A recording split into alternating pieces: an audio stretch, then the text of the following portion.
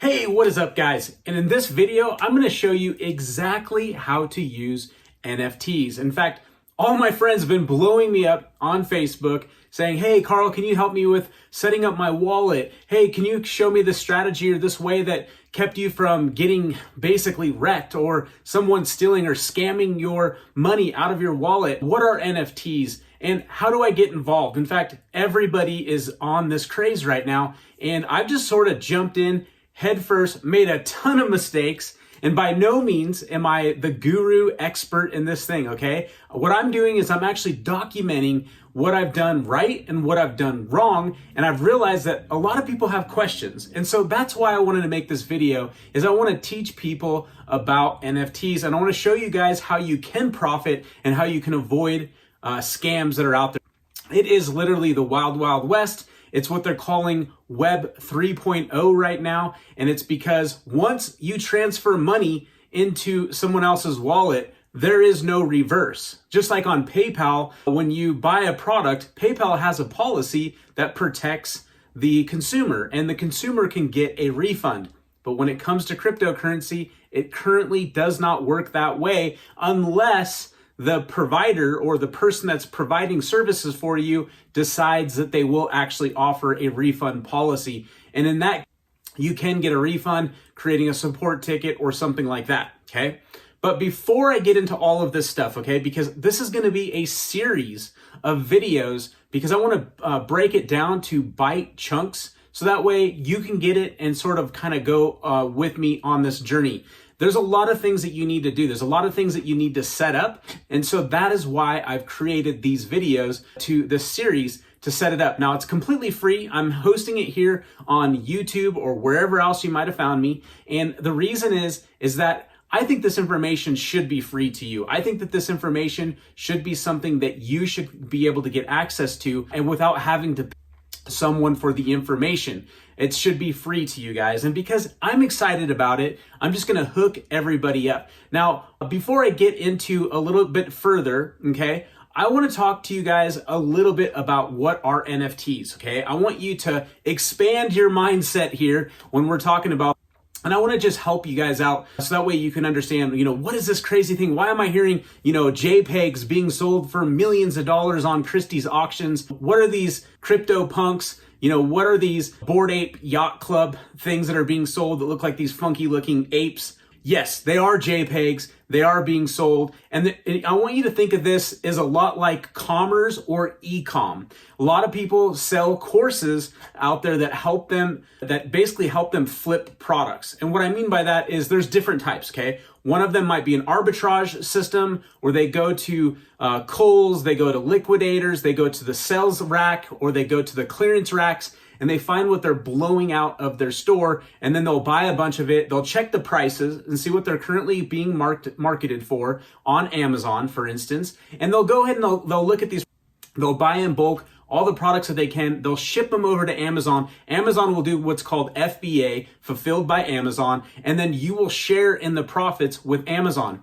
Now, it's a lot of work, but it is effective. A lot of people are doing it. It's easy to do. You just set up an account with Amazon, you set up an FBA account, and then you have to actually find the deals and be like the arbitrage middle person to make that sell. Now, also in e-commerce, there's also another method, which is drop shipping, where you're the middleman that you sell it, you create a store, and you negotiate with people like, let's just say in China, who are manufacturing, or they even have their own middlemen basically doing arbitrage there as well. But there's manufacturers there. You can have products made, you can have them shipped to you in bulk, where you can send them to Amazon as well, or you can build what's called like a Shopify store or a BigCommerce store or something of those. And then you could fill the store with the products, and then you could do the advertising for those products. And as you sell those products, you're not sitting on any inventory. You're actually sending a message to whoever your middle person is, or the manufacturer, and then they are doing the drop shipping for you without you having to have any overhead whatsoever. So knowing that those are some of the systems that are available for people for making money online, that's pretty simple without having to hold a lot of product, except for some instances. If you're creating a brand or you're making a product, then of course you might need to buy a bulk order of that product, and hopefully you can sell it. Hopefully you've done enough tests, okay?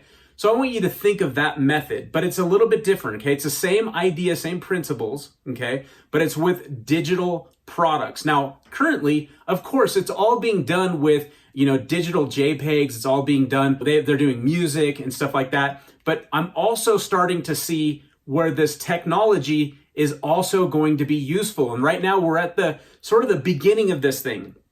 There's going to be a lot of regulation. There's going to be a lot of stuff in the future that will come, especially when the markets continue to grow. Now, currently, there's secondary markets, and I want you to think of these markets as like the Amazon of NFTs or the eBay of NFTs, where you can take products, put it on there, and they sell it for you, okay? Now, one company is called OpenSeas, okay? And OpenSeas is a place that is it's the largest one currently out there. They've done billions and billions of dollars in sales of NFTs in different projects that are out there, okay? And think of projects as like a brand. You own a piece of that brand if you buy that NFT, because you get commercial rights to use that NFT in pretty much anything that you want. You want to make sure you understand what they're publishing as commercial rights and that that's what you actually have access to, okay? So think of that as that sort of that sense of what the product is and kind of how that works. So you would purchase from the brand. Now, there's a couple of different ways that this works, okay? If you go and buy something on OpenSeas, then that's going to be what's considered a mint. And a mint is where the brand is going to sell a certain amount of these products, anywhere from, I've seen 88 all the way up to 15,000, 20,000 even, but you usually see some numbers around 8,000 to 10,000, and then you see some lower ones depending on who's doing the launch. Like if a really big artist is doing his own launch, he's probably not going to do a 10,000 piece collection, because each of his art pieces are super, super unique and super, super rare to what's being offered on the market right there, okay? And they could buy that, they could print it out, they could put it up like this beautiful piece of art behind me. If this was done by my buddy Rob Cicadas, he's starting to get into the NFT space as well. But look, like someone would buy it. I mean, I paid a lot of money for this, plus got it nicely framed. He put it inside of a metallic type of sheet as well, so it makes it pop out really well. It's very bright and it looks really cool in the light and in the sun. So people pay a lot of money for art, and that's just kind of the idea of what it is. And so if you buy it at a mint, you're usually going to get a deal for it, unless it's not a very good project, okay? And some of these projects have sort of utility built into them. Some of these projects have ways for you to make passive income from them just by holding them. So it's a lot more than just being like, hey, I just bought this silly looking, or this Kong or whatever, this JPEG. But the JPEG itself, by holding it, increases the market value, because less people are going to list on the market. And so the resource becomes scarce. And when it becomes scarce, the price of these will continue to go up. And a lot of them coming out are paying out in royalties. So if you were a creator of this NFT, okay, I'm not, but Rob was the creator. And if I decided to sell this piece of art to one of my friends, Rob will get a royalty directly from the second party marketplace like OpenSeas, okay? So there's a lot of money in that as well. So if you think about it, like there's some money in the mint itself, but a lot of money if the project is amazing that will go back to the creator. Now, some of these JPEGs, some of these projects, let's just call them projects, they're actually going to share the royalties of that money that's being traded. Some of them are doing 50%, some of them are doing 10%, and some of them are doing 100%. The 100% ones don't totally make sense to me, but maybe 75% or lower does make a lot of sense, because I think the creators need to get paid something to manage the project itself and maybe even continue to grow it. And a lot of these projects, they have after they mint, it's not over.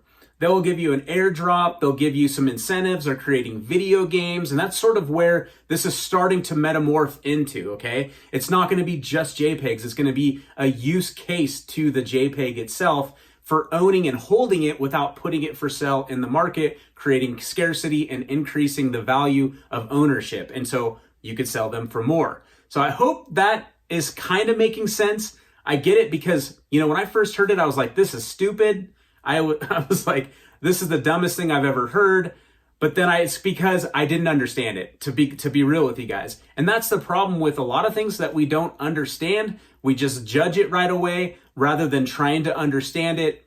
And usually the ones that are very early in it are the ones that get rewarded handsomely the best, right? So that's one axis, okay? The other thing is I want to tell you, because we're in such an early phase of NFTs, that this thing is literally, it's non-fungible token, okay? And basically, I want you to think of it like a contract, okay? When you own an insurance contract, you own a deed to your home, you own certain assets, they're wrapped inside of contracts that basically say that they're this valuation or these valuations that are built on it.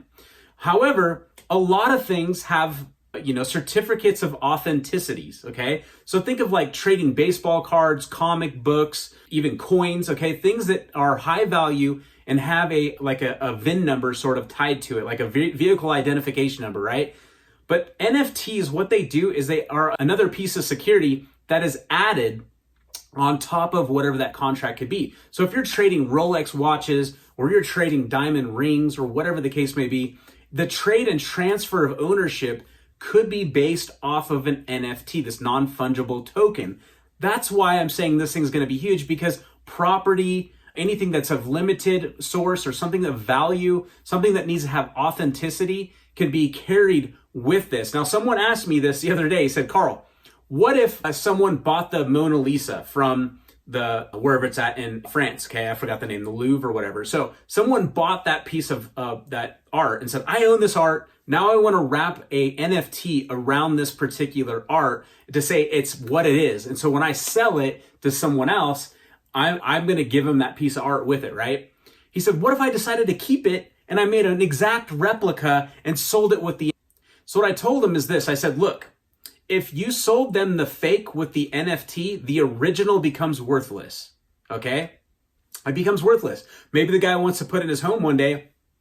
He's never going to be able to sell it as the authenticity of what it is, because only one person can hold that token for that thing in one wallet, okay? One person, or one wallet, I should say, could be multiple people. They're doing fractional NFTs as well, where multiple people buy into one NFT as an investment. But let's just say one wallet can ever own the authenticity to that limited thing in the physical world, okay? That's why I'm saying this is the beginning. We're not quite there, but that's just one piece of it. The other thing is, let's say you had a membership. An NFT is actually a key, okay? And I think this is really, really huge in the digital world. That key can only be opened by that wallet holding that NFT that's linked to the key itself. So if you had a membership and you were worried about people getting access to your membership or access to your business by sharing, passwords and stuff like that, this will eliminate that, okay? 100% eliminate it, except for maybe some cryptic, crazy hacker that we don't know, and it probably had to be some sort of AI and wouldn't reset, because you could still have passwords too. So it could have to go past CAPTCHA, it'd have to go past, a possible reset after 5 different brutal force attacks, and it would have to get past that key. It's pretty friggin' safe, okay? So that's a key. And think of membership, think of access. That's what you can get by owning that NFT. And if you sold that NFT, you lose that access. That again creates value to owning and not selling and holding that product, because they could actually say, look, we're going to give you access. We have, 7-figure, 8-figure, 9-figure people who want to help and work as a community inside this, holders, but you need to hold the NFT. And if you don't hold it, you lose it. The next person gets access and your access is completely stripped from you. However, you might have traded something of value for it. So the other person might have made a few $100,000 or $10,000 or $20,000 or $5,000 and whatever, okay? For them at that point, it was an easy flip for them to make sense, okay? So I hope you're starting to get that, okay? Now, in these trainings, if this was good, if you like this content so far, make sure you smash the like button, make sure you do the follow button, you hit the notification bell so that way you know when the next videos come out. This is gonna be the beginning of a series of videos I'm going to continue to come out, okay? This first one was really just to kind of help you guys understand what are NFTs, Why are they important? Why should I pay attention? And how can I profit from them currently in today's environment? This environment is changing, so I'm sure the earlier that you see this video, the better you're gonna be, but I also see the long-term play of this, and it's just, again, to help you kind of understand what this thing is, okay? So I'm gonna leave you with that, and on these next videos, we're gonna be going over all kinds of stuff, okay? We're gonna be teaching you about Discord. This is where all of the communities hang out. We're gonna be teaching you about how to get your wallet set up. There's a ETH wallet like MetaMask. There's also a Solana wallet. Solana is becoming huge. There's other wallets out there, but I'm really probably currently gonna focus on those two because they are the two hottest markets currently in the NFT space. We're gonna talk about how to not get scammed, guys. I've already been scammed. I thought I did all my due diligence. I listened to what people said never to do, and it happened, okay? It's very quick. And when it happens, like I said, when the money's transferred, they're gone. They're actually moving the money somewhere else already immediately. It's hard to catch them. And even if you do catch them, there's no oversight currently to sort of punish the people who do that to you, okay? So I want to teach you those nuances. I want to help you guys protect yourselves and not end up in a situation where literally they stole all the money that was in that wallet at that time, okay? And I want to show you some strategies on how to do that. I'm going to teach you about how the minting process goes, and then also the secondary market, because that's a whole nother product in itself. It's a whole nother way to make money in itself, is just researching inside of the secondary markets and paying attention to what some of these groups are doing, because some of them might be having big announcements, big partnerships, big influencers that are going to pump that whole system up, and people are going to understand, I need to hold this, rather than trying to get rid of it at that point. Especially right now, we've got VR games, VR land and stuff like that happening. And so there's a lot of opportunity there for people to keep it and, plug it into a game and earn to play, like a play to earn type of situation and scenario. So I wanna make sure that I kind of teach you guys about each of these steps. I'm gonna keep it as basic as I can. I wanna try to keep them under about 10 to 15 minutes. I know this first one went a little bit faster. In case you don't know who I am, I'm Carl the Shark Sugar. People know me from the launch industry. I've got a software building background. I've got other softwares that I've built and launched, and it's just been fun. And the people that know me, you guys know it's good stuff. So we're gonna go ahead and continue to go into the next training. But again, thanks for joining me. And remember to hit the like button, hit the follow button, and hit the notification button so that way you never miss it, because I'm gonna be sharing with you guys ways that you can get involved with this. And in fact, you might see it on this page. If it's not there, eventually it will. So I would say come back frequently to this if you don't see it. But I'm going to be creating a Discord channel. I will be teaching you all about it too, but I'm going to be creating a Discord channel where we can come in and we can actually talk about some plays that I'm currently excited about. And, do your own research though. And that's the last thing I want to leave you with, is that this is by no way financial advice. Again, this is novelty. I'm not a financial advisor. I'm not a crypto expert. I'm just sharing with you my journey, and hopefully I can help you guys keep from getting scammed, whoever wants to get into this. And then hopefully, actually I know some of you guys are going to have some success and some of you guys are not, okay? There's always someone left with the bag when it comes to it. So I want to give you the good, the bad, and the ugly through these. And like I said, do your own research, and none of this is investment advice. So I'm going to leave you on that note, and we'll see you on the next video.